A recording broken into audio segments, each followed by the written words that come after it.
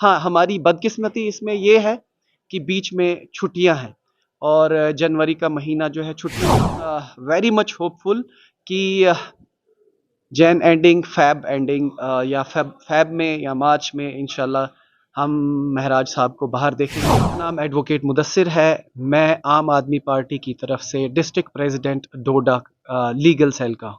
देखिए, आज महराज मलिक की फिर से एक हियरिंग है, 4-5 हियरिंग्स अभी तक हो चुकी हैं।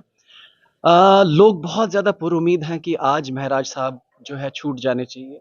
हमको भी उम्मीद है क्योंकि हमारे जो एरिया के रिप्रेजेंटेटिव हैं महराज मलिक, वही इस वक़्त जो है बिहाइंड द बार्स हैं, जेल के अंदर हैं और हमारे यहाँ के काम लॉन्ग पेंडिंग जो है ड्यू रह गए हैं उनकी अरेस्ट की वजह से और उनकी इस तरह की जो है इल्लीगल और अनजस्टिफाइड अरेस्ट की वजह से। देखिए, पुरउम्मीद होना एक चीज़ है और कोर्ट का प्रोसीजर एक अलग चीज़ है।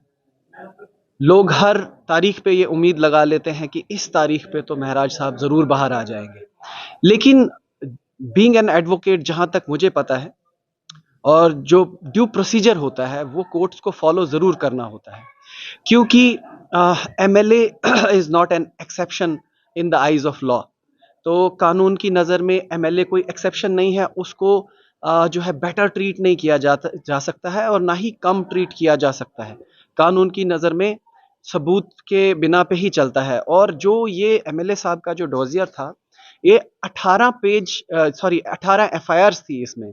तो 18 एफआईआर्स को डिस्कस करने में जो है हमारी साइड को ऑलमोस्ट 3 हियरिंग्स लग गई, 3 से 4 हियरिंग्स लग गई।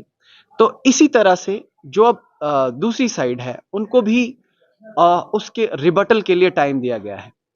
हम लोग सिंपली ये सोच रहे हैं कि एक हियरिंग में ये रिबटल जो है कंप्लीट हो जाएगी। लेकिन जहाँ तक मुझे लगता है आई होप कि हो जाए। आई होप कि इसी हियरिंग में ऑर्डर्स जो जो फाइल है फिक्स फॉर ऑर्डर्स रख दी जाए। लेकिन ऐसा होता नहीं है इन जनरल। हो तो बहुत अच्छी बात है, लेकिन कम चांसेस हैं। क्योंकि अगर किसी चीज़ को आप एक सिंपल एग्जांपल ले लें, आप एक न्यूज़पेपर पढ़ रहे हैं। एक एक बंदा अगर न्यूज़पेपर को पढ़ने में 2 घंटे ले रहा है, तो दूसरा बंदा कितना ही कम टाइम कर लेगा।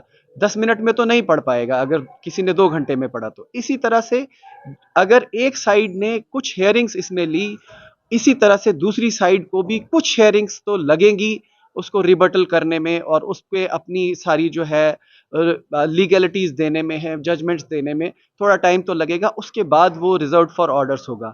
हाँ, हमारी बदकिस्मती इसमें ये है कि बीच में छुट्टियाँ हैं और जनवरी का महीना जो है छुट्टियों में जाएगा। लेकिन I am very much hopeful कि जैन एंडिंग, फ़ैब एंडिंग या फ़ैब में या मार्च में इंशाल्लाह हम महराज साहब को बाहर देखेंगे और पब्लिक के बीच में देखेंगे और लोगों के लिए जिस तरह से वो ज़ोर-शोर से लड़ते हैं, उसी तरह से हम उनको लोगों के लिए, लोगों की बहबूदी के लिए, लोगों की फलाह के लिए हम उनको काम करते हुए इंशाल्लाह ज़रूर देखेंगे।